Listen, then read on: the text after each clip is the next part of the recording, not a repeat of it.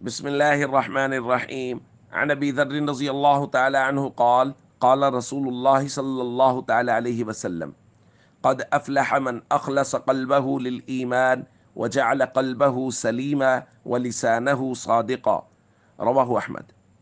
نبی کریم صلی اللہ علیہ وسلم نے ارشاد فرمایا، وہ آدمی کامیاب ہو گیا جس نے ایمان کے لیے دل میں اخلاص پیدا کر لیا اور اپنے دل کو صحیح و سالم بنا لیا اور زبان کو سچا بنا لیا۔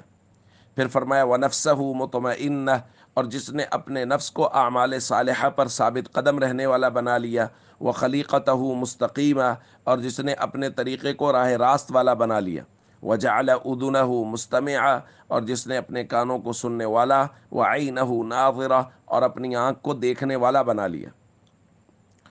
دوستو، یہ چند صفات ذکر کی گئی ہیں اور نبی کریم صلی اللہ علیہ وسلم نے ان صفات کے ساتھ کامیابی کی ضمانت دی ہے۔ سب سے پہلی صفت اور سب سے بنیادی بھی یہی ہے کہ اپنے دل کو ایمان کے لیے خالص کر لے۔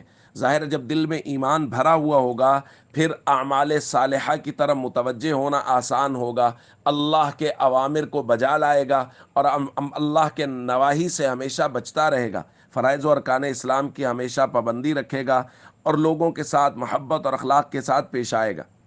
اسی طرح دل کو سلامتی کے ساتھ رکھنا، زبان کو سچا رکھنا، نفس کو ہمیشہ اعمال صالحہ پر مطمئن رکھنا اور اپنی عادات کو درست رکھنا۔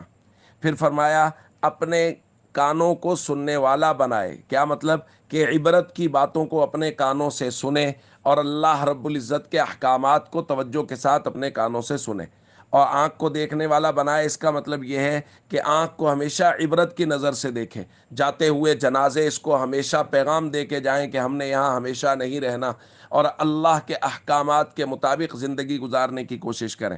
دوستو، جب یہ صفات ہمارے اندر آئیں گی تو اللہ کے نبی صلی اللہ علیہ وسلم فرما رہے قد افلح، یقینی طور پہ یہ لوگ کامیاب ہیں۔ اس لیے ہم سب کو چاہیے ان صفات کو پیدا کرنے کی کوشش کریں۔ السلام علیکم ورحمۃ اللہ وبرکاتہ۔